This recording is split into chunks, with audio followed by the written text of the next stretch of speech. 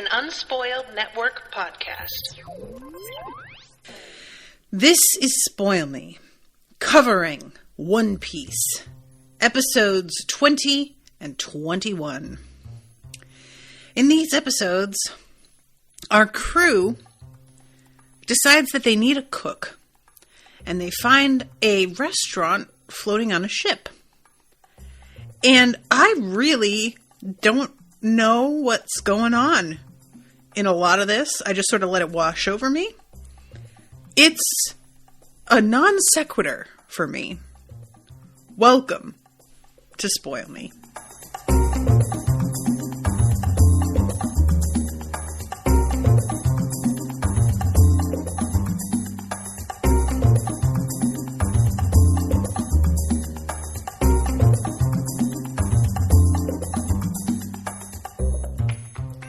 Welcome to the show, everyone. I am Natasha.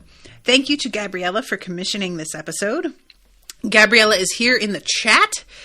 I really when I say I let it wash over me, I really mean it.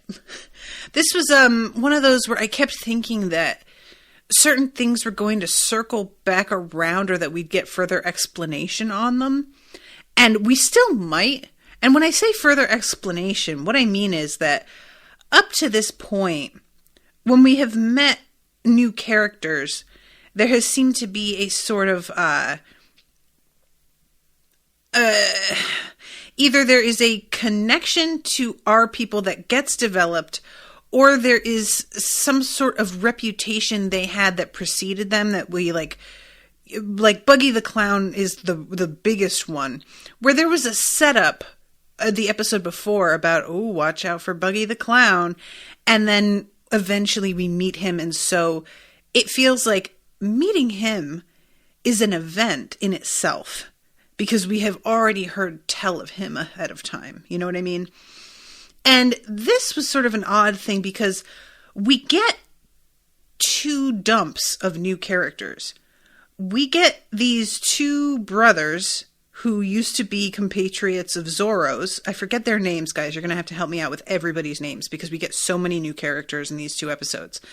But they showed up at the very end of the last episode, and I thought introducing them was going to be the thing, that we would have these two new people that show up and we're going to have to cope with them. But they just lead our crew to the restaurant, and then we don't really see much of them again. It's like they just fall so far to the background. And I don't know, I assume we'll see more of them or something is going to happen there. But it was just sort of weird because I was waiting for them to become more of a thing. And instead, it's just like, this guy has scurvy. We're going to cure him. And they're going to show us this restaurant. And then, so I was really sort of confused by their addition to the story and then having nothing really to do. And then when we go into the restaurant, the whole thing with this guy from the Marines who is here on a date, he was in the previous episode. It sort of starts off with the two of them. Him and this girl, his name is Sanji, right? I can't remember if the girl even has a name. No offense, it may not matter. But she's asking him, where are you taking me today? To the most wonderful restaurant in the world. And I just kept thinking this guy was going to be more significant. But, Alex says full body. Sanji is the blonde boy. Okay, the one with the cigarette. Got you. Okay. So full body is just here as a dude on a date to get beat up and also to tell us about the pirate who's the prisoner from this pirate crew that has escaped. And that's his whole function so far. And it may turn out that he has more to do. But as of right now, it's weird how much time is spent on him when he doesn't feel significant, actually. So I just kept, like, these two, I feel it might have been, because I have, when's the next episode? Let's see. June 8th. Okay, so Tuesday. I don't have long to wait at all. I'm sort of feeling like, when I watch the next episodes, this might come together a little bit more for me. But the arc, like, being cut off where it is, just left me feeling really confused. And this show has often been super weird and strange, and I've had moments where I'm just like, I don't know what's going on, but okay, let's do it. This is the first time that I have really felt like I have had to rewind more than once to try and make sure I haven't missed anything, because I feel like there has to be more, and it doesn't seem like there was. So I feel like these also, it's no coincidence that they also feel like the two that have the least connection to our crew overall. It doesn't seem like they needed to be there for a lot of this, other than the, like, one section where Luffy is the chore boy and is breaking all the dishes and then gets in a fight with his friends in the restaurant. They just aren't actually that involved with most of what's happening here. And I'm wondering if Sanji is going to wind up joining them, because, I mean, it seems like that's what's going to happen by the end of the second episode. It's his father, right? I'm not mistaken on that. Is basically like, I don't know why you want to keep working at this restaurant, but we super don't need you. And you also have a bad temper, so probably you should just go off and be a pirate. I assumed that it was his dad because they have, like, the same, like, leg spinny fighty style, and that's pointed out really specifically during an overlap cut sort of fade out thing. But that's what I'm assuming. So anyway, I wanted to let you guys know where I'm coming from on this one, because with what was going on with, say, Usopp, it felt like we landed on this island just like happenstance, but it was our crew coming ashore and discover, like, they just sort of stumbled into this situation on their own. And I think if that had been the case for this restaurant and they just found it by accident without these other two guys being involved, and it felt like they had tried to just go to dinner there and then gotten caught up in things because they were just trying to eat, it might not have felt so convoluted to me. But the two guys, and Yosaku and Johnny, says Alex. Thank you, Alex. The two guys leading them there, like I said, thought more was happening with them. And then the reason that they, like, get involved is because of the cannon fire, because the Marines fire at them. So we have this whole other thing happening with the Marines, and then Luffy, like, redirecting the cannonball and then being on the hook for the damage to the restaurant from it. It's just, there was a lot happening right out of the gate. And I'm not averse to it. Like I said, if I had just been watching this straight through, I might have, like, it might have gelled more. But because, to be honest, just going from island to island and stumbling into things over and over again, that will get old. So having them pulled into stuff when they wouldn't necessarily have found it themselves is probably smart to keep the narrative interesting. This is a show that's run for a long time. And they have to do a lot to keep it interesting, I'm sure. But like I said, I just think the fact that it doesn't quite coalesce into a coherent arc by the end of these two, and I don't feel like I really know where it's going other than Sanji joining up with them, which, like, even, if he does, I guess that means that Luffy's being let off the hook for the damage to the ship. And so that whole thing with Luffy being, like, forced to work to pay it back feels like it's just not going to go anywhere. It just all sort of feels, what's the word I want? I want to say loose, but that's not the word. It just feels unconnected. That's the word. Unconnected. So this guy, full body, he's got a metal like connection between the bottom knuckles of his fingers to his hands. Like it's basically looks almost like brass knuckles, but it's built into his hand, evidently. And I don't think that we get an explanation on why he's like that, but he's kind of fun. So he works for the Marines. He's taking this girl out to eat. He really wants to impress her. So what he did was he told the waiter to serve a particular wine so that he could pretend to have such a good palate that he knew exactly which wine it was just by tasting it. But really, it's because they agreed to do this beforehand.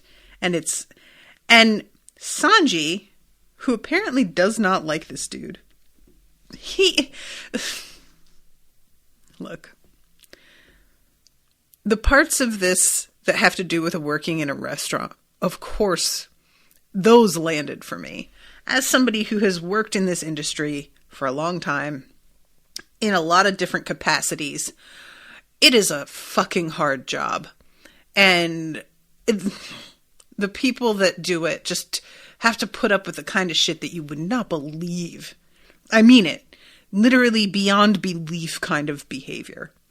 So I understand and sympathize with Sanji walking around looking for a fight, basically. At one point, this guy is about to, like, say, oh, I'm going to sing. I'm going to totally just post about this and get all bad Yelp reviews. And he's like, well, I guess I have to kill you then. And I was like, I get it.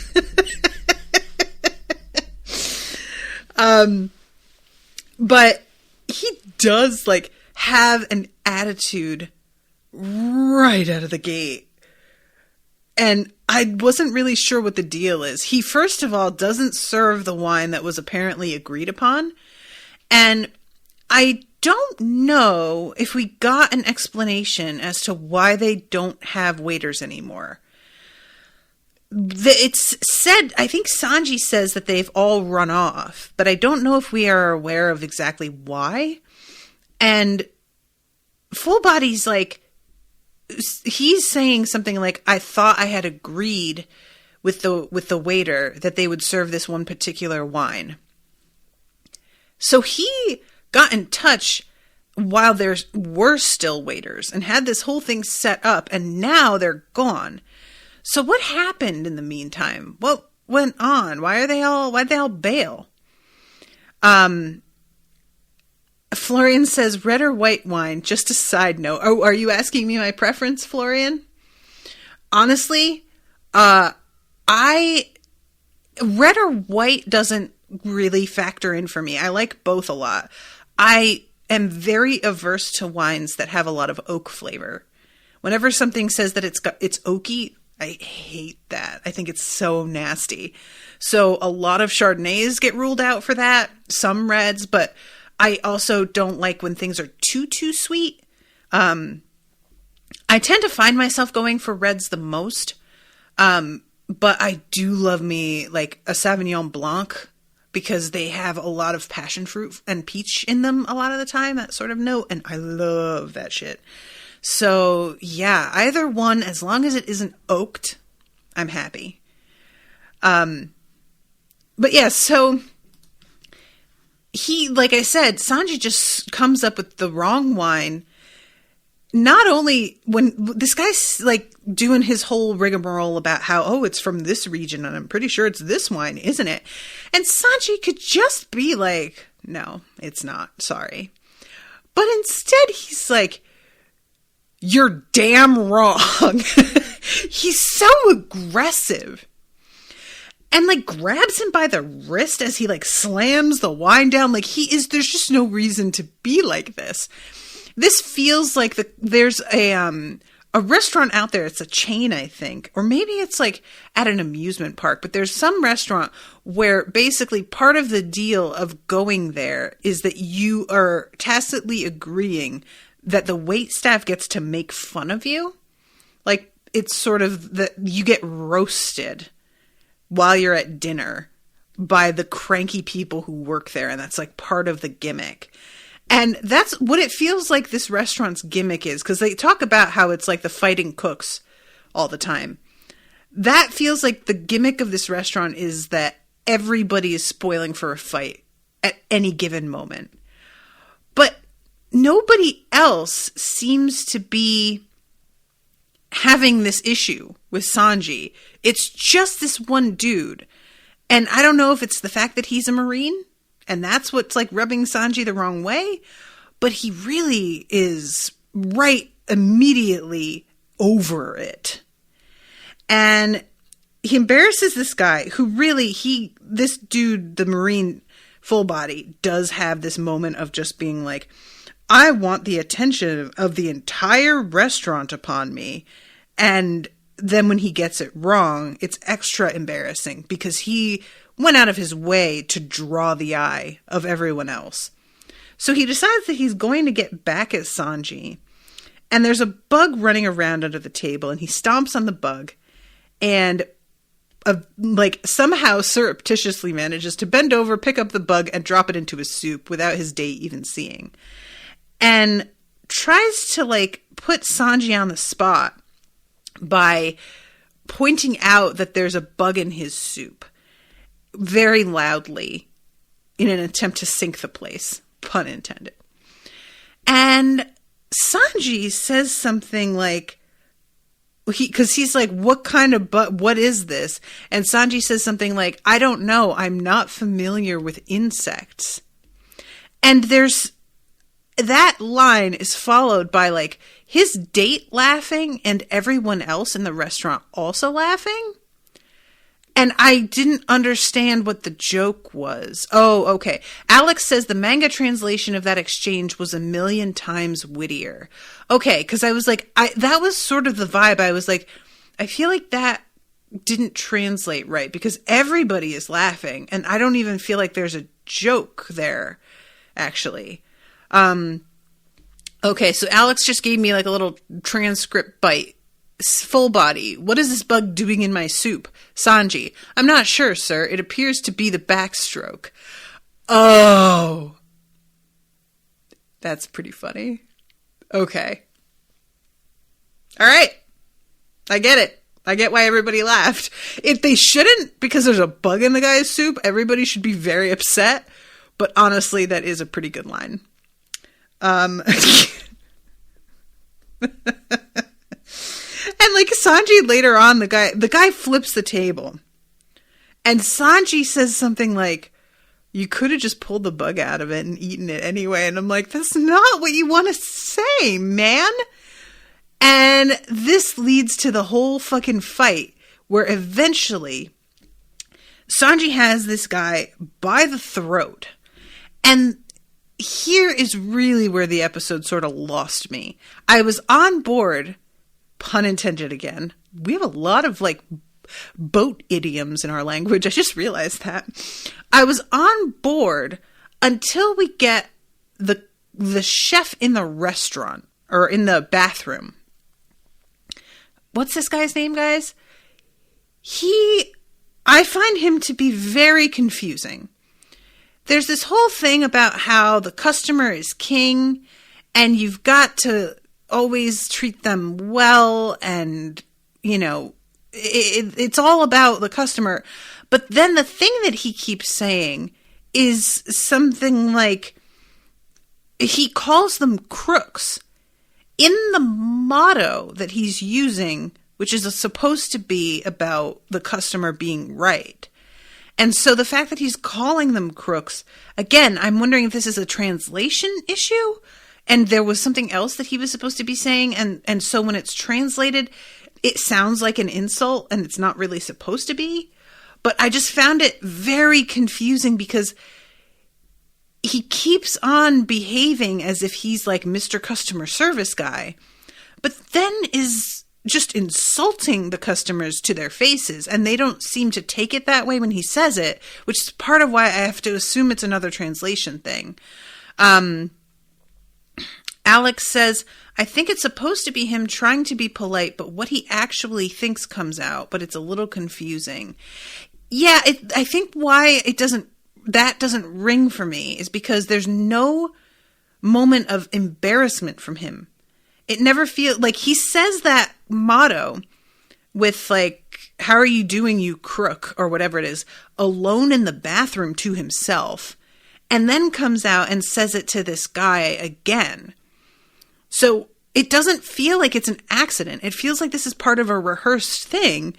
And if you are trying to be polite and, like, it just doesn't line up, why would you say that?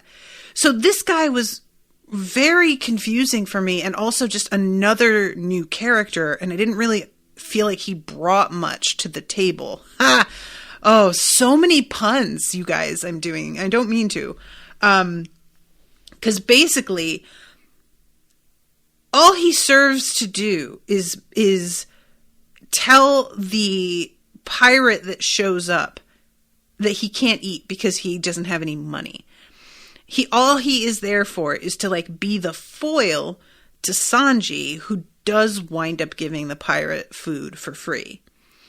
And I just didn't really first of all, I need an explanation on why there's no waiters, because we could have Sanji. It just feels like the addition of this guy doesn't need to be here, and he winds up like beating the hell out of the pirate and causing this big scene. It's a weird bit that I just don't really get. We could just have had the pirate like trying to get food and Sanji being the one to give him some, like, I don't see this pirate for in the first place coming through the doors of the restaurant. I feel like he would go to the kitchen, but that's beside the point. The whole thing is meant to happen in front of customers, which is a big part of it. But I feel like this guy really took everything off the rails for me a little bit, because I didn't understand what his character was supposed to be. Florian says, I always thought of him being not self-aware and he thinks he is being nice. Gabriella, I think it's more like Patty doesn't have any self-awareness, thinking what he says are actual compliments. Okay. Alex says that moment was him trying to be polite and immediately giving up. I think it's supposed to show that both he and Sanji aren't supposed to be waiters. Okay. Yeah, I don't know. It just didn't really work. And then we like follow him back to the kitchen, and there's a whole scene with like him and this other guy who are getting into an argument about whether he should have been rude to the pirate. And we just spend so much time hopping around. And what I would have rather liked would be for Sanji to be having this conversation with his father. And again, I'm saying it's his father because I think it is, but I don't know that. So forgive me if that's not who he is. But what is the name of the braid mustache head chef man? Chef Zeph, says Gabriella. Oh my God. Oh, okay. Okay, sure.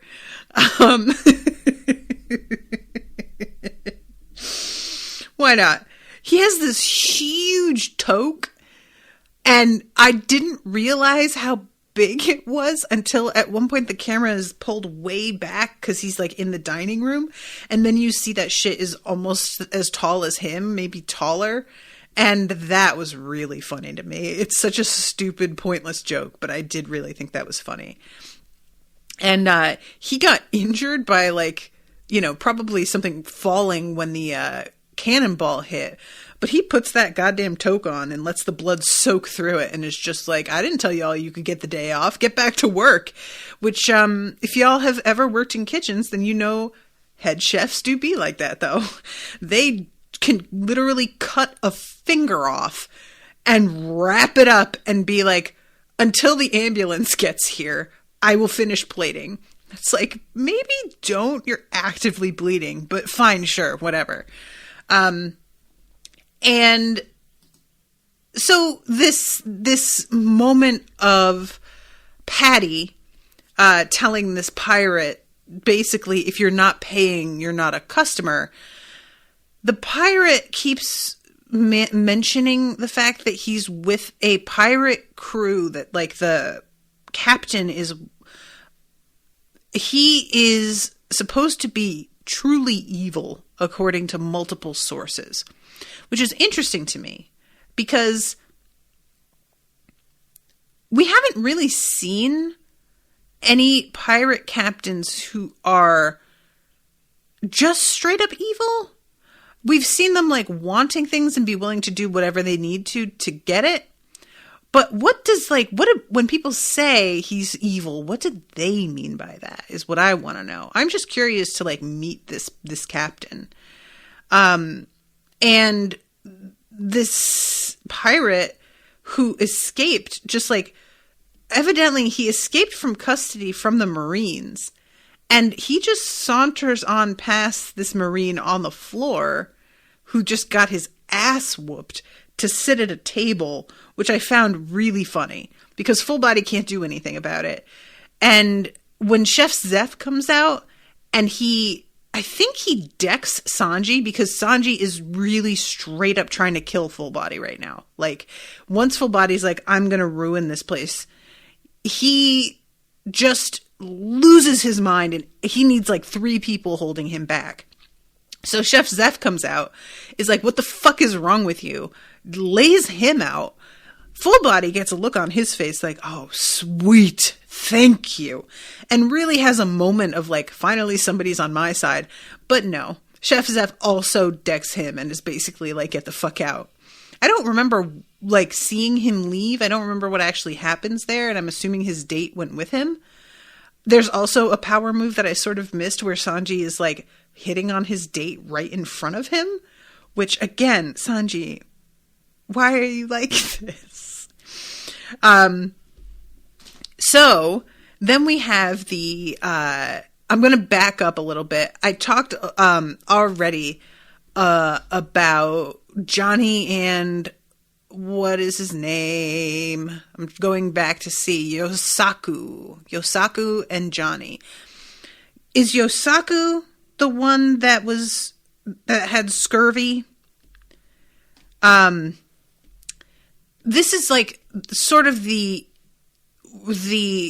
incident that leads to them all deciding they need to get a chef. This dude is in a bad way. Apparently, Nami is the only one who knows about scurvy, and she really is irritated by that. You know, it's not really treated as like, because they try and be like, oh, you're so smart. And she's like, smart? You're fucking trying to be a pirate. You should know this shit already. To which I was like, agreed. Thank you, Nami. Do your research, dudes. What are you doing? And Johnny is like really distraught about his friend. It turns out he was already not doing well. And then their cannonball lands and like continues to fuck him up. And both Luffy and, oh my God, guys, help. I'm losing names. I'm trying to remember other names and then I'm losing the first ones. Usopp, thank you, Florian. They both are just so guilt-ridden over this, which I did really appreciate, to be honest. They're both immediately like, oh my God, that was us. I wasn't sure because Luffy can be so fucking cavalier sometimes. So I wouldn't have been surprised if Luffy was like, oh yeah, that was us. My bad. Whoops. I sort of thought he would be more like that. But instead, both him and Usopp are like, oh God. Oh no. And it's Nami who's like, okay, first of all, this guy definitely has scurvy. So you guys go downstairs and get some limes and bring them up. And they basically just like stuff this guy full of limes. And he jumps up and starts doing a jig with Johnny. It's a weird moment because she's rightfully like, you couldn't have recovered that fast. What are you doing? And they don't actually really explain it. I thought it was a weird thing to bring it up that he shouldn't have recovered that fast, but then not explain it. But these guys do this dance and they sing yay, yay, yay a bunch of times, which like seems to be sort of their catchphrase. They say yay a lot. And eventually, he has to take a little bit of a break. He winds up like going down again for a minute. So they are, like I said, this like sort of brings up the fact that being on the sea for a long time means that there are going to be issues that are, you know, really necessary regarding staying healthy. And so they need to figure out who's going to manage the food. And also it was brought up by Nami, I think at the end of the last episode. They're talking about how they really need to like figure out how to organize things on the ship. And she brings up like that she'll do the cooking.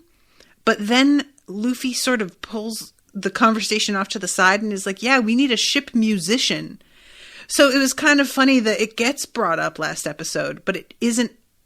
They treat it like it's a brand new, like, thought here. Like, oh, it never even occurred to us we need a cook, even though she definitely mentioned it, but I shouldn't be surprised. It's a bunch of guys and a one woman who said we should get a cook. Whatever. Kai says, am I blinking out for you? I'm just wanting to make sure. I just had this weird thing on my end for Crowdcast. I don't know what just happened. Anyway, so Luffy, you know, we all know that Luffy eats like a fucking horse. So he is on board for this eventually, despite the fact that he wants a ship musician. And he says, let's go find a seafaring cook. And he says it, and everybody's like, what? And I'm like, you guys just talked about this, and it was all of you's idea. And you couldn't understand why Luffy wanted a musician. But now, Luffy brings it up, and everybody's like, what do you mean? Guys, pay attention. Get on the ball. What are you doing? So, oh my god, I forgot that throughout this scene, we see Zoro in the background against the wall, sleeping again. So, this is when Johnny says, there is a place where you can find somebody like that. It's close to the Grand Line. And it's pretty, you hear rumors about the hawk-eyed man you've been looking for.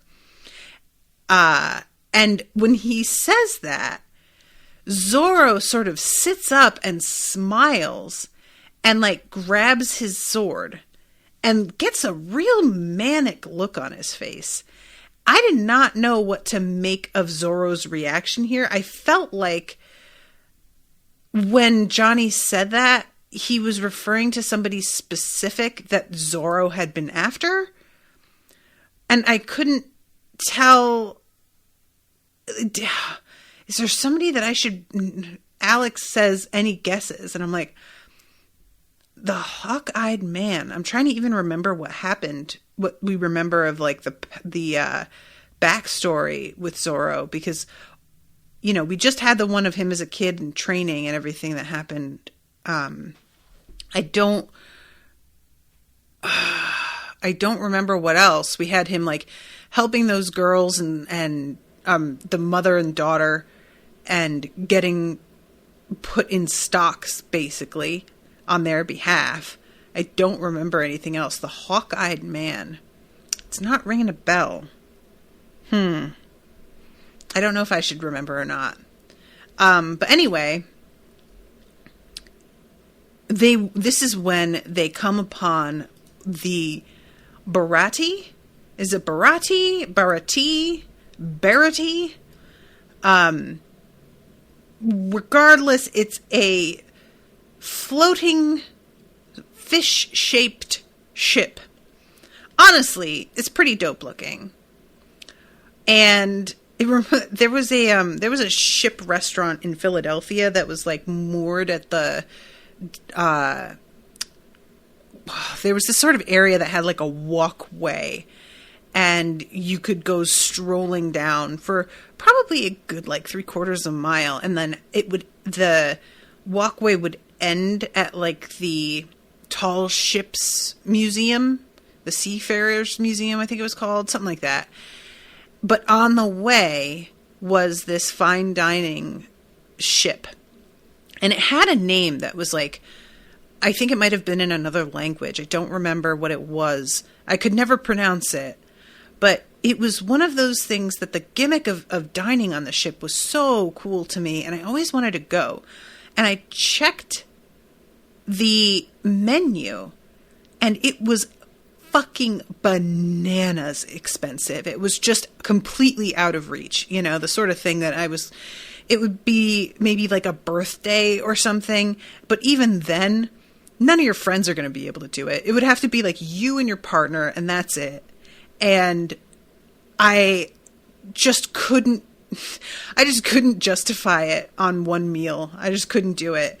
But I have been curious, and I wonder, after everything with the pandemic and everything, if they're still open, because it was the sort of thing that I always wondered how busy they even were to begin with. You know how that is? You see these businesses that you're like, I don't ever feel like that place looks like it's packed. How are they still open? And I wonder about that place sometimes, because it was a really cool idea. Yeah, Florian asked if I would like to eat like that on the sea. I think so. I don't really know if I get seasick. I wouldn't get seasick. Like, that place was, despite being on the water, it barely moved, you know. The appeal of it was the look of the interior, or being out on the deck, and the sails and the lighting and everything was really, really pretty, and just the amazing like water view. But as to like, if you could, like, this place is in the middle of the ocean, and if you're actually somebody who deals with seasickness, this would probably be a big problem. I don't know if I do. I have only ever had symptoms of seasickness once, and it was a boat on very choppy water going from the mainland of California to Catalina Island, and practically everybody on the boat vomited while we were heading over. There was, I would say, probably a good like 30 people, 40 people, and it was insufferable, the stench of vomit and cleaner, because they kept just going around cleaning it up. And I really thought that I was going to toss my cookies as well, but I just sat and like did this like deep breathing exercise until we got to the other side. And I never did wind up throwing up, but part of me felt like I might just feel better if I just threw up. Maybe I should just let myself, but I didn't. And that was particularly choppy water. I don't know if I would be like that on a regular. I haven't been out in open water. I'm curious about it a little bit. So anyway, they head there, and it's just kind of funny because this guy is like, oh, we're going to go to this restaurant and poach one of their cooks, and that's going to be fine with them. Evidently, it does work out, but it is a weird, like, assumption to make that you're going to be able to do that. And everybody is very, very impressed with the look of the restaurant from the outside. They are all about it. As they are looking at it, though, this like shadow gets cast because a marine ship pulls up beside them, and a Navy ship, and there's this moment of them all seeming like they are no threat at all, and Full Body comes out and is like, you know, seeing that they're allegedly pirates, and wants to know who the captain is, and they don't seem to be of concern to him until he spots the two brothers who are like poking their heads out of this little, like, what's the word, bulkhead? Is that what I want? I don't even know. I love too that Luffy and Usopp are going back and forth, each saying that they're the captain. And I love how irritated Luffy is getting about this. Can I just say? Like I said, Luffy is so cavalier and so like, what happens, happens in a lot of cases. And I wasn't sure if the whole thing with Usopp wanting to be captain was going to get dropped, but evidently not. I am very much here for that not being dropped, for the record. I'm kind of like interested in that. And the fact that Luffy gets irritated, like we don't see Luffy get annoyed like that very often. He gets mad during fights, that kind of thing. But we don't see him just start to be like, what the fuck, dude? And he sincerely, more than once, is looking over at him like, come on. What? We've talked about this already. So, this is when the full body guy is like, oh, you two are bounty hunters going after small fish, so you finally got caught by pirates. And they sort of take offense to that, even though I feel like maybe he's just like saying something that will allow you to be left alone, and you should take that, guys, It like, you think small-time bounty hunters would go after these guys? And he pulls out of his jacket pocket, like a ream of papers. It's so many wanted posters. We see Dead or Alive, Arlong, and one of them has an X over their face. Like, actually, a few of them do, so we know they've been caught. There's one person whose face looks vaguely froggish. Arlong has, like, pointed teeth and a very long nose. And also, like, a very pointy chin. He's got very the Green Goblin vibes to me. Those of you who have seen the incredibly bad, in my opinion, Tobey Maguire Spider-Man movies, the Green Goblin mask from that has a lot of the same, like, planes of face that dude does. So yeah, he just tells his guys, go ahead and sink that ship because they're an eyesore. And so, for the record, he is a dick. I'm not like mad at the fact that he winds up getting humiliated at the restaurant. I'm just saying that it feels weird how intense Sanji is about him right away. Maybe Sanji just hates the Marines. Maybe that's all it is. But so that's all we see. And, we have Nami coming over and asking them about the pirates. I forgot this guy keeps calling her Big Sis. He's so weird. But he says if we defeat them, we'll get the reward money. And his brother says a very profitable business, don't you think, Big Sis? And Johnny claps his hand over that guy's mouth as if he doesn't want it put in Nami's head that this would be a good way to make money. And I don't understand, like, she picks up the Green Goblin picture, because if we hadn't seen which one she picked up, I might have thought she stumbled across one that had like Zoro's face on it, and it would become clear that they were going after Zoro. And because she starts sort of shaking, there's a reaction that she has when she's looking at the paper. And so I'm like, I thought at first she was angry at them. And now I'm sort of like, did she recognize the pirate in the picture? I'm assuming it's a pirate. I shouldn't assume that, actually. But maybe she knows who that is.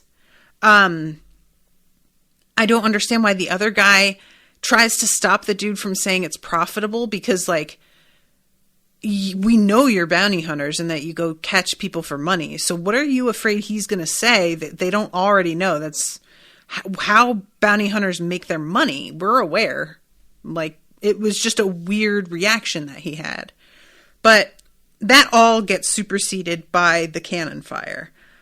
So they, of course, we have Luffy deciding that he is going to take on the blast and slingshot it. And I think he was intending to slingshot it back at them. But the figurehead that he's holding on to breaks off, and it totally redirects the aim of the slingshot, and he winds up sending the cannonball into the restaurant instead. And it was unfortunate. I would have enjoyed watching that whole fucking Navy ship go down. And apparently, the roof that he caved in with that misfire was the roof of the bedroom where the owner was sleeping, standing, whatever. He was in there. Particularly bad spot to hit. And this is when they're all asking, head chef, are you okay? And we see him with his bloody head, his peg leg. Never mind, get back to the restaurant. And they try and be like, dude, no, but you're bleeding in there. You idiots, do you want me to get angry? Feeding customers is a cook's job. And we see the blood seep through. His fucking mustache, you guys. I can't handle it at all. So Luffy gets dragged in there. I don't think that we see them going to get him off his ship. That was the only thing about this that I was really like, wait, what? I would have felt like his friends would have defended him and not allowed him to be just dragged in. But evidently not.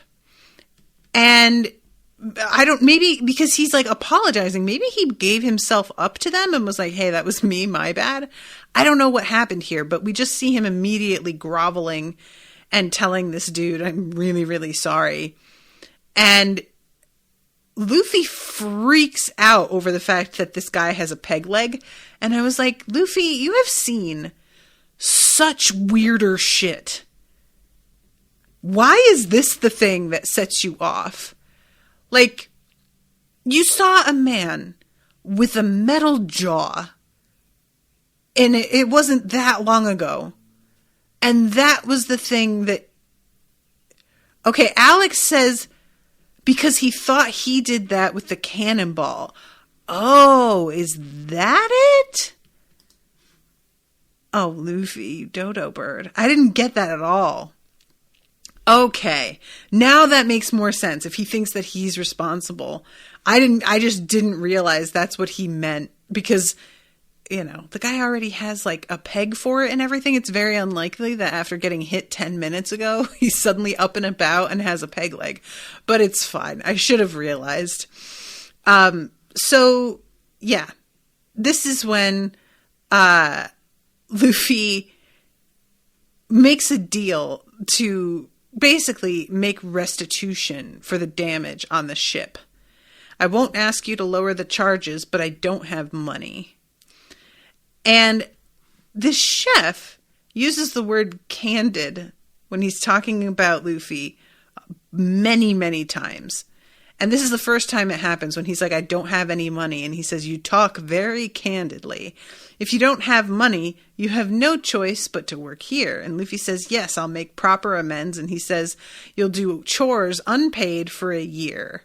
And Luffy's like, yeah, okay, wait. What? And realizes this guy means a full year. Which, I have to say, if you could just repair the damage, that feels like you should be even. And I don't think repairs to this cabin would take a year, is all I'm saying. But Luffy isn't negotiating. He's just here to do what he is told because he feels really bad. Meanwhile, all of his friends are still on their ship, sort of wondering what the hell is going on with him. And I love them doing construction over there. Maybe they'll make him do chores for a month or so. He should have made it the Navy's fault instead of being foolishly honest. Yeah, probably he should. It was the Navy's fault. This dude was just firing a cannon for no fucking reason. Like, that is on them.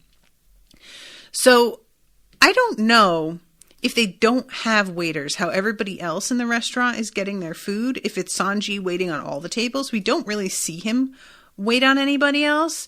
We just see him come straight to Full Body's table and pour the wine. And he's got a cigarette in his mouth the whole time. I, for some reason, really enjoy the vibe of like, I really don't give a fuck that gives him. And then comes the whole rigmarole that I've already talked about with the fighting between him and Full Body and the bug and everything else. So when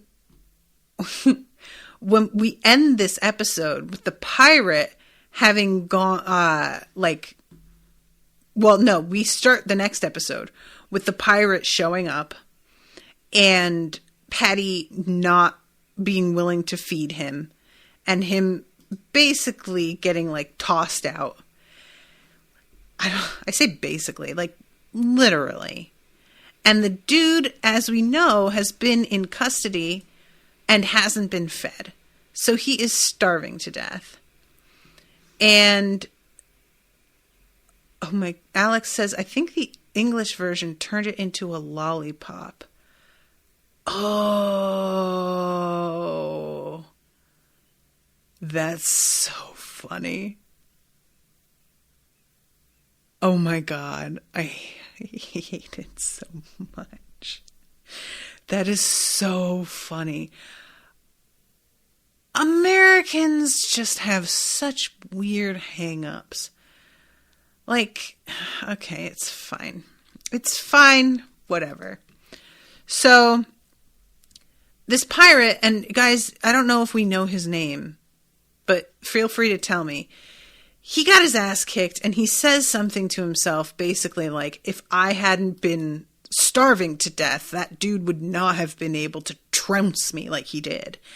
And he's obviously feeling like he's on the way to death. Is it Gin or Gin? Thank you, guys. Hard G or soft G? Hard G, Gin. Okay, cool. Thank you. So eventually Sanji comes outside and he brings this guy a plate of food. And honestly, it looks pretty dope. It's a pile of rice with like a bunch of seafood in it. And Sanji is like, eat the food. And he's like, I'm not taking any charity. And Sanji literally says, quit your whining and eat the fucking food. Like, just sincerely, knock it off. I'm not a customer. And I love Sanji, like, glaring at him with the cigarette in his mouth. And he says, like, anybody who's hungry is a customer. How scary is it to lose food and water on the ocean? How hard it is. And I can understand how a hungry person feels more than anyone. You can die for your pride if you want, but if you eat and survive, don't you think there's a future for you? And this dude is like, nobody pointed out that if I didn't eat, I might die. And I'm like, guy, you haven't really thought this through, have you? So he scarfs that food while sobbing, crying, and then says thank you while he's crying. And it was honestly like so cute, but also I was like, dude. And essentially what has happened here is that Sanji has saved the life of somebody associated with an evil pirate. So they have an ally going forward in connection with this guy. So we'll see how that pays off, because I assume it will. Meanwhile, Luffy, who's like a goddamned creep, watching this whole thing from the balcony with his giant smile. Wow, I found the cook. It's a good thing he gave you food. You almost died. What are you doing, Luffy? Why are you here? What? So he tells Sanji to join his group, and what follows is like a whole argument about whether Sanji will join, and Luffy telling him that he won't accept his refusal. This is very like George Costanza energy, where he's breaking up with this girl and she just says no. And he's like, no, what do you mean? And she says, I don't accept that. We're not breaking up. And he just like, the assumption is, I don't want to be in the relationship anymore. Then the relationship is over. And she's like, no, not how it works. We both have to turn our key. And that's sort of how Luffy is approaching this whole thing. And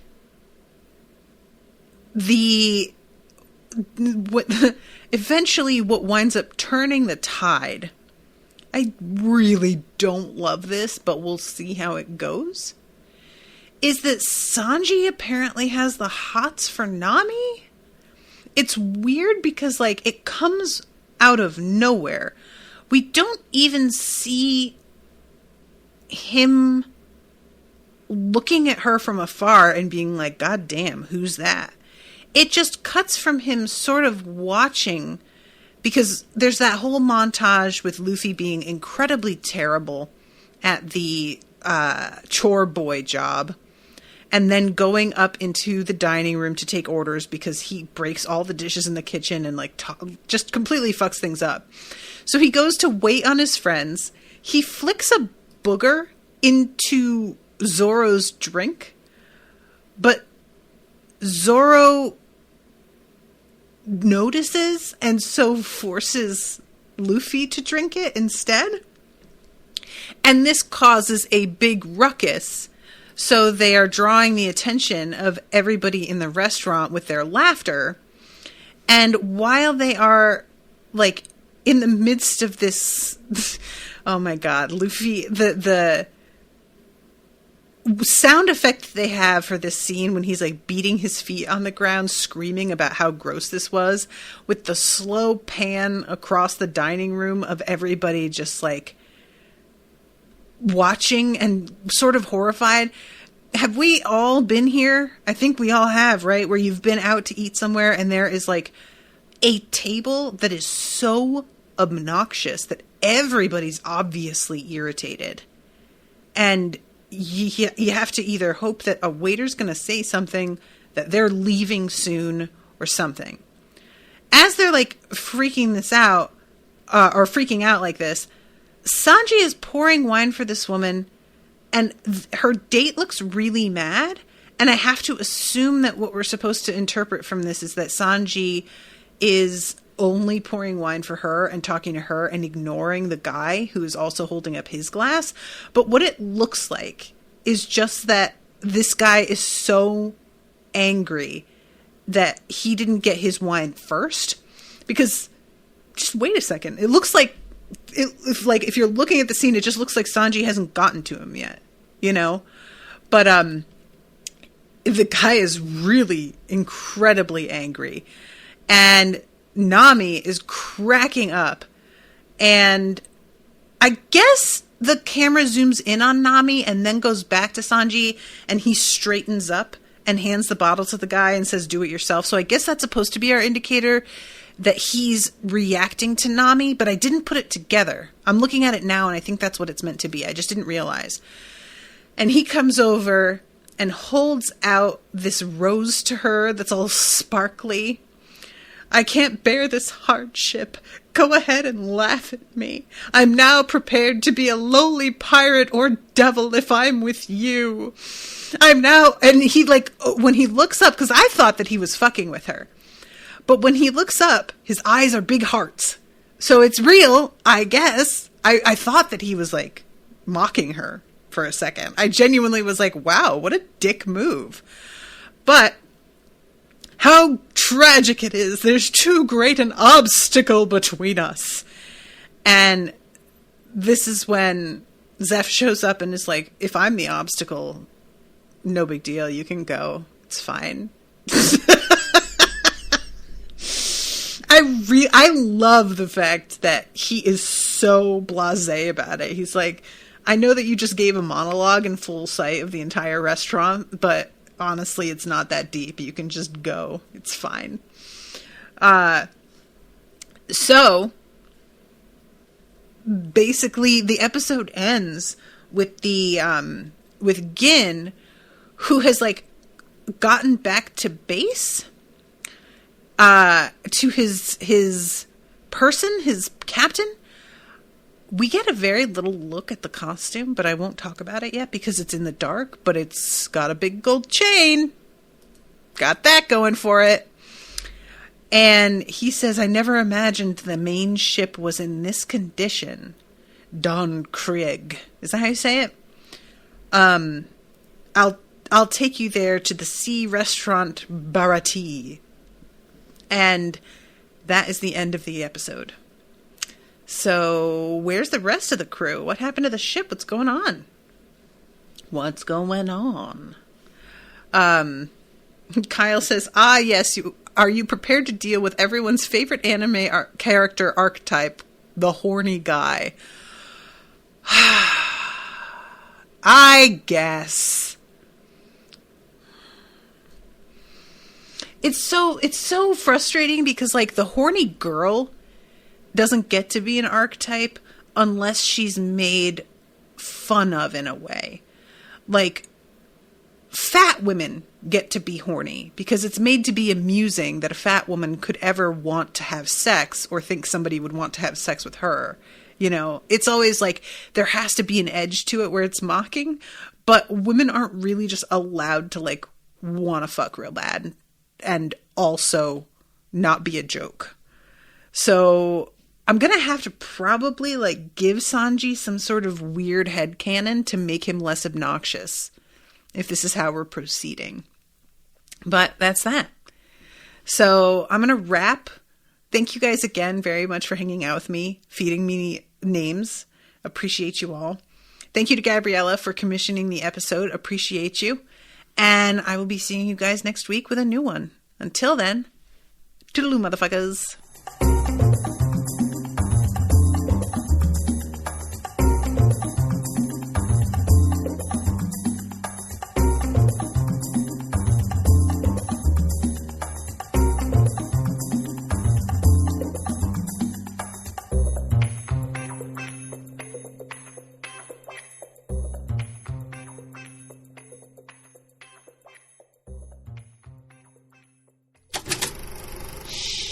That was an Unspoiled Network podcast.